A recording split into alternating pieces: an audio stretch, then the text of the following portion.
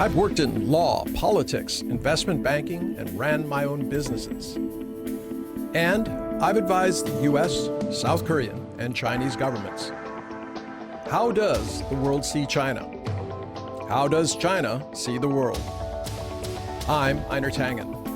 Find out on Tangen on China, a special series during the 2 sessions.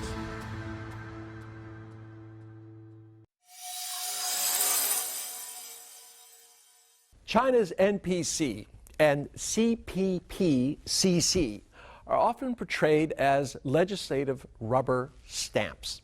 Let's get into how they work so you understand the differences between the popular misconceptions and the reality.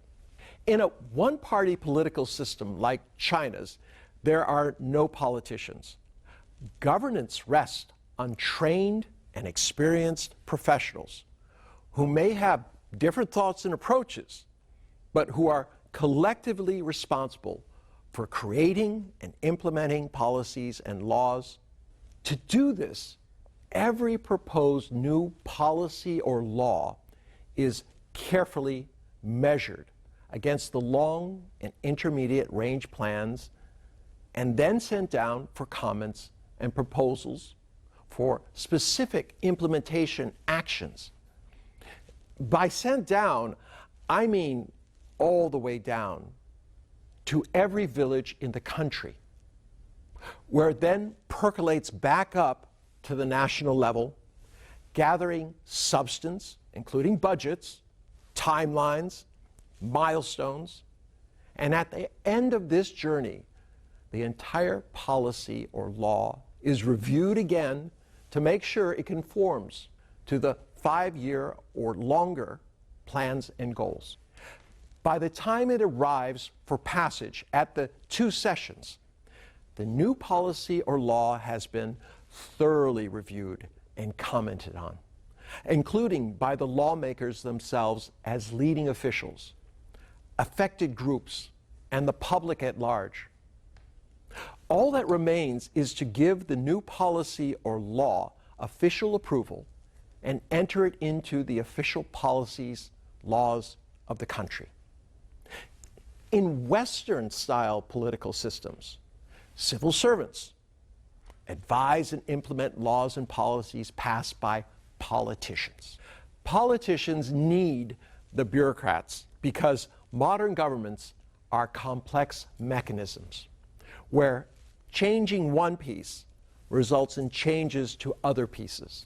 Politicians are elected based on their ideas, but they don't have to be qualified in terms of knowledge or experience. There's an underlying belief that new ideas and approaches will create better, more efficient government.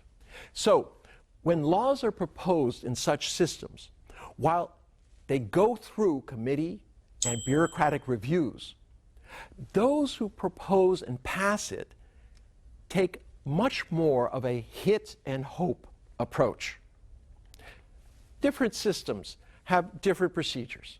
China spends about 100 times more time in the beginning to make sure its policies and laws are practical, harmonized, and implemented. Western-style political systems spend less time up front, tending to see new policies and legislation as expression of ideological will, which the bureaucrats will be responsible for figuring out. So what does this mean for China? For 40 years and the foreseeable future, China will use its planning approach to advance the interests of its people.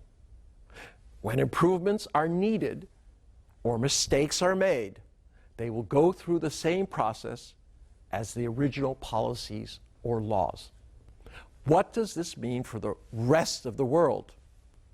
As countries struggle with an increasingly complex world where change and planning are crucial, they need to study different systems which allow them to accomplish their goals within the ideological, cultural, social, legal norms of their respective countries. No system is universal or right. There are many paths to prosperity, but understanding other systems will prevent you from making poor assumptions about other systems. For instance, believing that China's 2 sessions is a legislative rubber stamp.